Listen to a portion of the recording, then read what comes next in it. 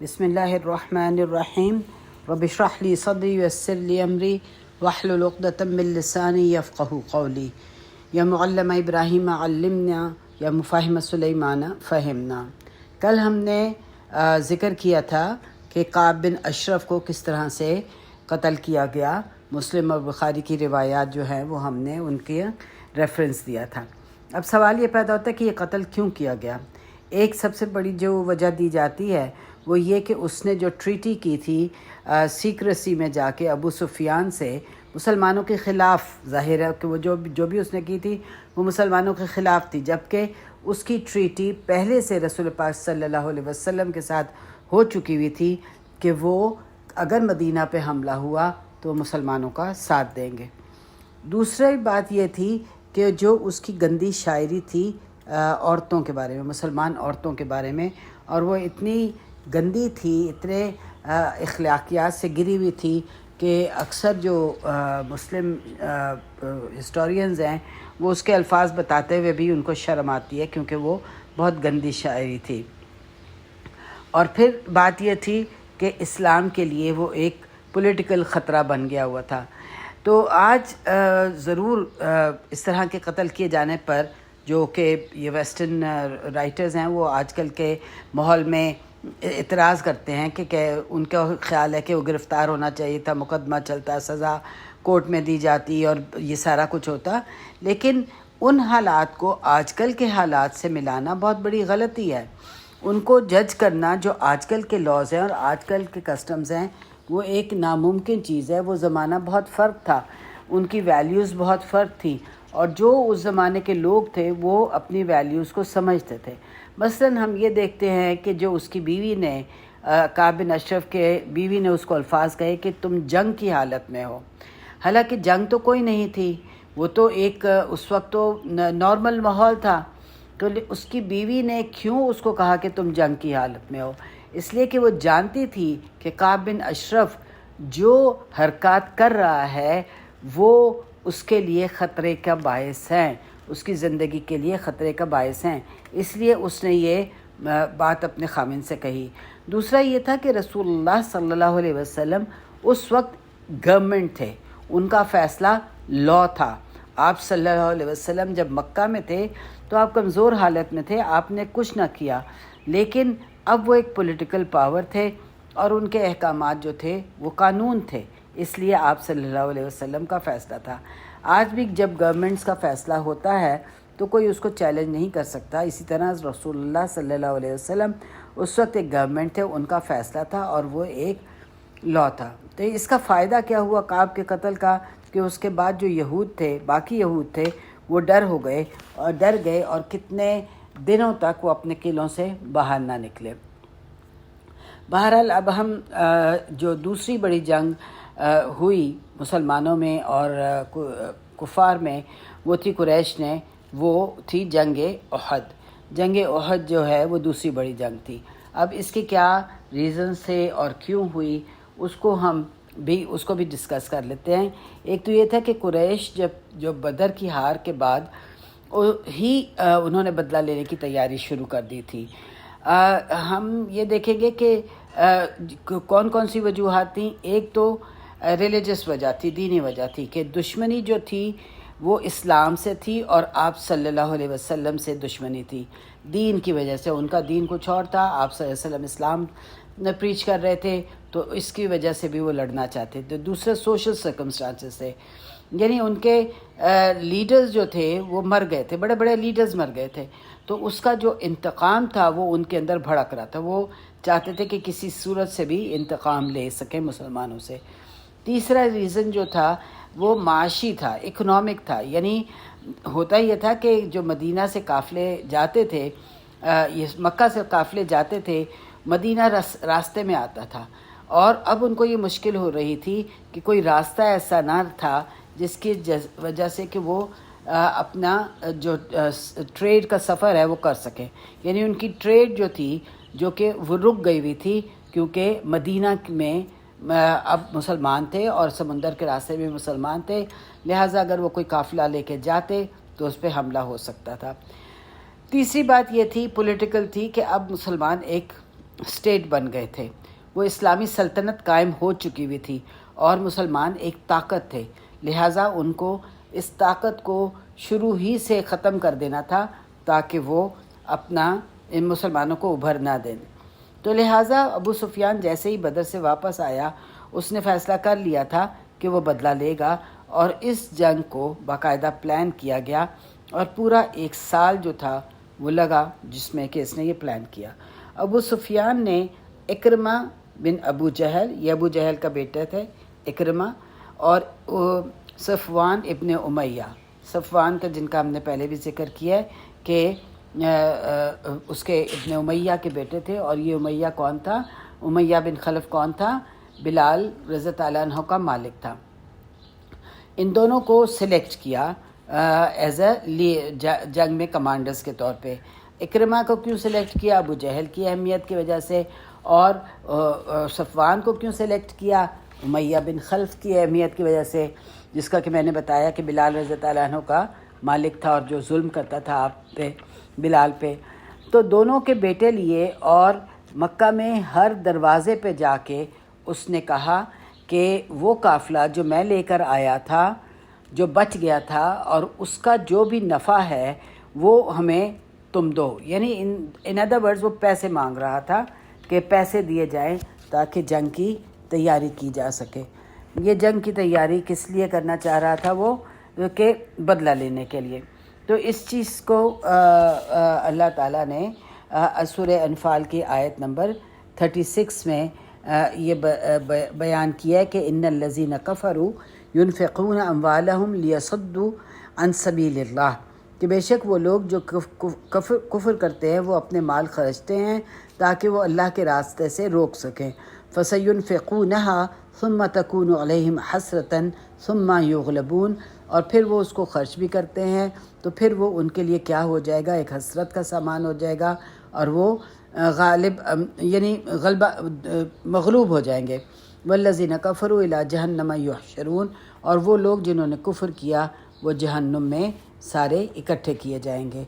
ये सूरह अनफाल ने अल्लाह ताला का कमेंट है इन लोगों के ऊपर जिन्होंने ये पैसा जमा करना शुरू किया ताकि वो जंग कर सके। अनफाल तो बदर के बाद हुई थी, लेकिन ये जो आयात हैं, जो अनफाल की आयात हैं, ये पहले से आ गई थी। एक प्रेडिक्शन थी अल्लाह की तरफ से कि ऐसा होगा। लिहाजा कुरैश के लोगों को ये चाहिए था कि अब चाहिए क्या था? कुरैश के पास पैसा भी वो जमा कर रहे थे, लेकिन उनको लड़ने के लिए ह्यूमन रिसोर्स चाहिए थी, यानी लोग चाहिए थे लड़ने के लिए, क्योंकि कुरैश के अपने पास इतने लोग नहीं थे और वो जंग एक बहुत बड़े पैमाने पे जंग की तैयारी कर रहे थे। तो अब उनको ह्यूमन रिसोर्स चाहिए थी कि वो जंग कर सके।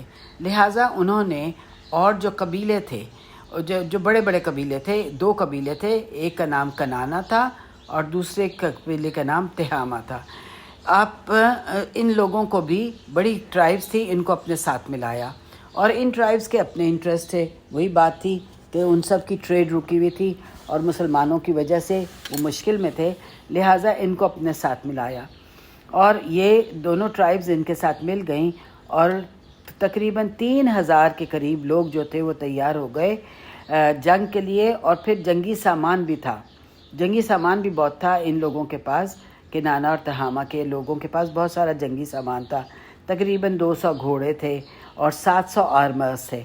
आर्मर्स जो है ना, जिसे हम ज़रा बख्तर कहते हैं, ये अगर आप उसको गूगल भी करें तो आप देखेंगे कि उस ज़माने में बहुत अहम होती थी और बहुत महंगी होती थी, और ये सर से लेके तकरीबन नीचे तक पहन लेते थे, और ये लोहे की बनी हुई बड़ी मजबूत होती थी कपड़ों, एक तरह से अपने जिस्म पे पहनने के लिए।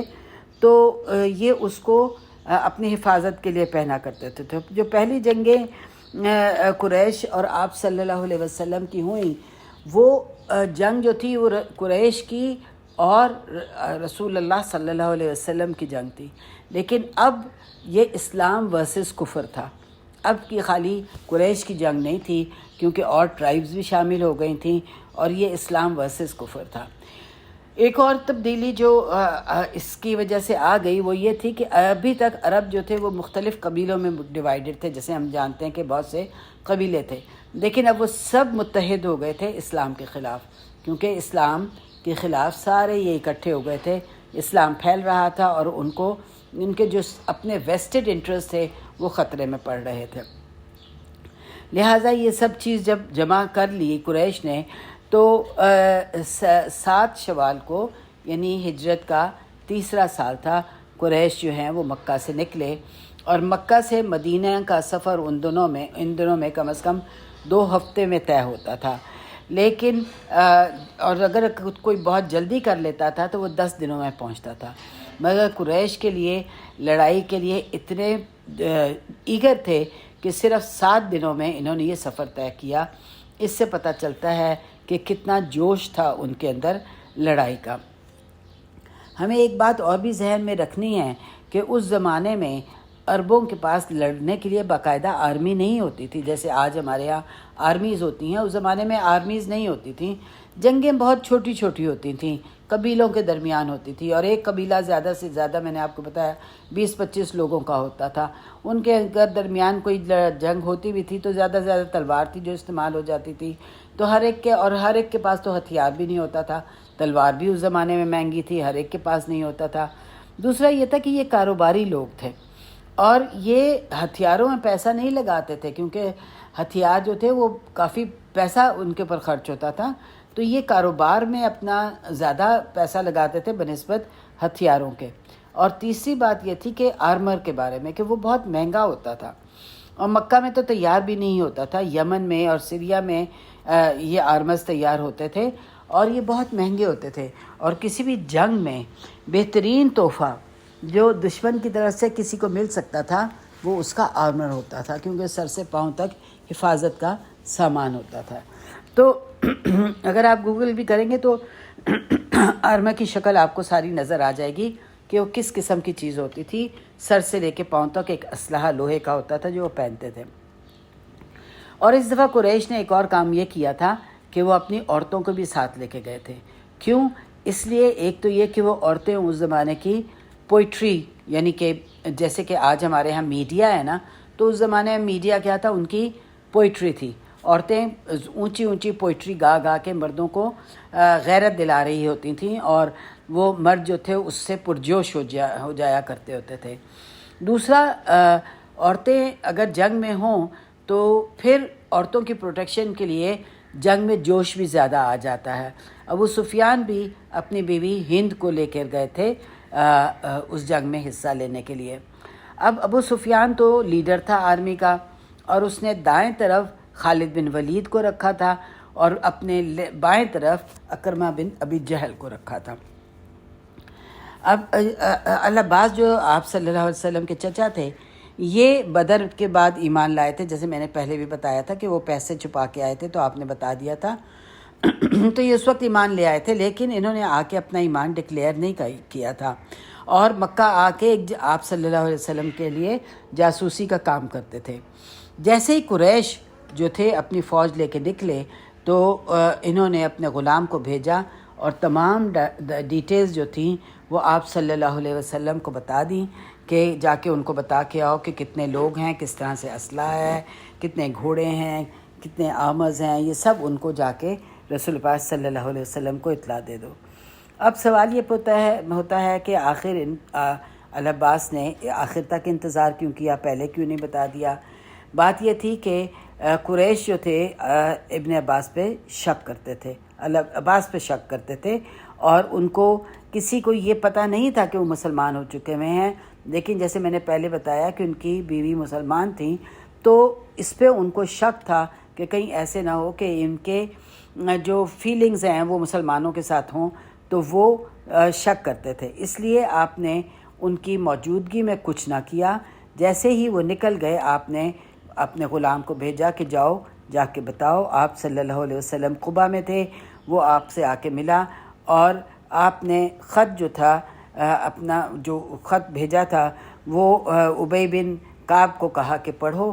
جیسے ہی حالات کا آپ کو علم ہوا آپ فوراً مدینہ واپس آئے، اور ابی بن کعب کو کہا کہ یہ کسی سے بات نہ کرنا جب تک کہ میں نہ کہوں، اپنے پاس اس بات کو قائم رکھنا۔ آپ نے انصار کے جو بڑے بڑے لیڈرز تھے ان کو بلایا اور بات کی، اور یہ پہلی دفعہ یہ موقع تھا کہ مدینہ پر حملہ ہونے والا تھا۔ اس کے بعد آپ نے 3 لوگوں کو بھیجا کہ قریش کے بارے میں جا کے ساری انفارمیشن لو اور مجھے آ کے بتاؤ۔ تو وہ گئے اور انہوں نے آ کے بتایا کہ وہ تو پہنچنے والے ہیں، صرف 1-2 دن دور ہیں۔ اب آپ صلی اللہ علیہ وسلم کے پاس بہت ہی کم وقت تھا تیاری کا۔ ایک اور جو چیز اہم ہے وہ یہ ہے کہ جب آپ مکہ میں تھے تو آپ نے ایک خواب دیکھا تھا، لیکن اس کی تعبیر کو سمجھ نہیں پائے تھے۔ یہ بخاری کی روایت ہے کہ آپ صلی اللہ علیہ وسلم نے کہا تھا کہ میں نے دیکھا کہ میں نے تلوار سے وار کیا اور میری تلوار ٹوٹ گئی، تو پھر میں نے پھر سے اپنی تلوار سے وار کیا تو میری تلوار پھر سے واپس وہی مضبوط ہو گئی جیسے وہ پہلے تھی۔ تو اس وقت آپ صلی اللہ علیہ وسلم نے اس کو خواب کو نہیں سمجھا، یعنی یہ جب جنگ احد ہوئی تو اس کے بعد آپ کو اس کی تعبیر سمجھ میں آئی۔ بات یہ تھی کہ وہ تلوار ٹوٹنا جو تھا وہ شکست کے بارے میں تھا، اور فتح کی بھی خوشخبری تھی، اور پھر مسلمانوں کا متحد ہونے کی بھی بات تھی۔ کیسے؟ کیونکہ اس میں منافقین جو تھے وہ جنگ احد میں علیحدہ ہو گئے تھے۔ اور یہ جو گائے آپ نے، اس کے علاوہ آپ نے یہ بھی دیکھا کہ میں نے گائے دیکھی، اور اللہ ہی خیر ہے، اور اس کا آپ صلی اللہ علیہ وسلم نے یہ تعبیر کی کہ شہدائے احد تھے، جو کہ احد میں صحابہ شہید ہوئے، یہ وہ تھے۔ کیونکہ گائے جو ہے وہ ایک یوزفل جانور ہے، اگر زندہ ہوتی ہے تو دودھ دیتی ہے، اور جب اسے ذبح کر لیتے ہیں تو اس کا گوشت کھایا جاتا ہے۔ لہٰذا شہداء کے لیے یہ تھا کہ اگر وہ زندہ رہے تو غازی ہے، اور اگر ان کی جان چلی گئی تو وہ شہید ہے۔ تو یہ آپ صلی اللہ علیہ وسلم نے اس خواب کی تعبیر کی تھی۔ آپ نے یہ بھی دیکھا کہ میں اپنے آپ کو ایک بہت ہی محفوظ آرمر، یعنی وہی جو کہ سر سے پاؤں تک پہنتے ہیں، میں نے دیکھا کہ ایک بہت ہی محفوظ مقام پہ ہوں۔ تو آپ نے اس کی یہ تعبیر کی کہ اس کو جو خیال آپ کو آیا وہ یہ کہ جنگ جو ہے وہ مدینہ شہر کے اندر رہ کے لڑنی چاہیے، کیونکہ وہ مدینہ شہر جو ہے وہ ایک پروٹیکٹڈ جگہ ہے۔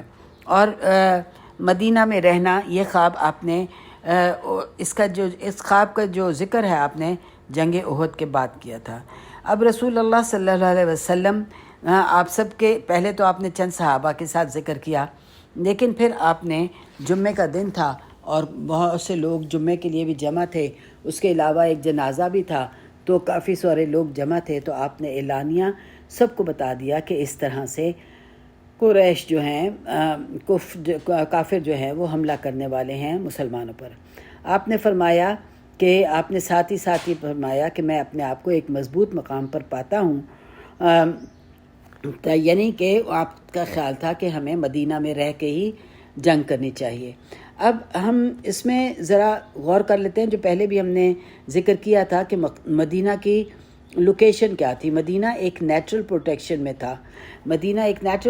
میں تھا کہ دو طرف سے ادھر سے، یعنی کہ آج بھی وہ انہی ناموں سے ہے، حر شرقیہ اور حر غربیہ، یعنی یہ دو جگہوں سے اس میں کیا تھے، والکینک لاوا تھا۔ اس زمانے میں بہت پہلے کہیں زلزلہ آیا ہوگا، تو والکینک لاوا کی وجہ سے بڑے بڑے کالے کالے پتھر جو ہیں وہ ان کی مدینہ کی دو سائڈ پہ، آج بھی اگر آپ ٹریول کریں بائی کار تو آپ یہ خاص طور پہ اگر آپ ریاض سے آ رہے ہوں اور مدینہ جا رہے ہوں تو آپ کو وہ بڑے بڑے پتھر جہاں حد نکاح تک نظر آتے ہیں، کالے کالے پتھر ہیں جو کہ بہت بڑے بڑے ہیں، اور یہ اتنے بڑے بڑے تھے کہ نہ ان پہ انسان چل سکتا تھا اور نہ اونٹ چل سکتے تھے، لہٰذا ان دو طرف سے تو مدینہ کے اوپر اٹیک ہو ہی نہیں سکتا تھا۔ اب تیسری طرف احد کا پہاڑ ہے، اور احد کا پہاڑ تھا، پھر اور احد کا پہاڑ کے ساتھ ہی جو چوتھی سائڈ ہے اس طرف سارے کھجور کے باغات تھے، جہاں سے کہ کھجور کے باغوں میں سے بھی ایک آرمی کا جانا مشکل تھا۔ بس ایک تھوڑی سی جگہ رہ جاتی تھی جہاں سے کہ آرمی کوئی بھی باہر سے آئے تو وہ حملہ کر سکتی تھی۔ تو اب سجیشن جو تھی وہ یہی تھی کہ شہر کی نیچرل حفاظتی نظام کی وجہ سے اس سے فائدہ اٹھایا جائے اور شہر کے اندر ہی رہ کے لڑا جائے، یعنی اسٹریٹ ٹو اسٹریٹ فائٹنگ ہو۔ اگر اسٹریٹ ٹو اسٹریٹ بھی فائٹنگ ہوتی ہے تو فائدہ کس کو ہوگا؟ جو اس شہر کے رہنے والے ہیں، کیونکہ وہ تو ہر گلی اور ہر ایک جگہ کو جانتے ہیں، چھپنے کی جگہ انہیں پتہ ہوتی ہیں، لہٰذا یہ جو چیز ہے یہ۔ اور پھر دوسری بات یہ ہے کہ آرمی بھی جو ہے نا وہ پھر شہر میں ڈیوائیڈڈ ہو جائے گی نا، کوئی کسی گلی میں لڑ رہا ہوگا، کوئی کسی گلی میں لڑ رہا ہوگا، تو اس طرح سے آرمی بھی ڈیوائیڈ ہو جائے گی۔ تو شہر کے آپ صلی اللہ علیہ وسلم کا یہ خیال تھا کہ شہر کے اندر رہ کے لڑنا وہ بہتر ہے بنسبت اس کے کہ باہر میدان میں جایا جائے اور وہاں لڑا جائے۔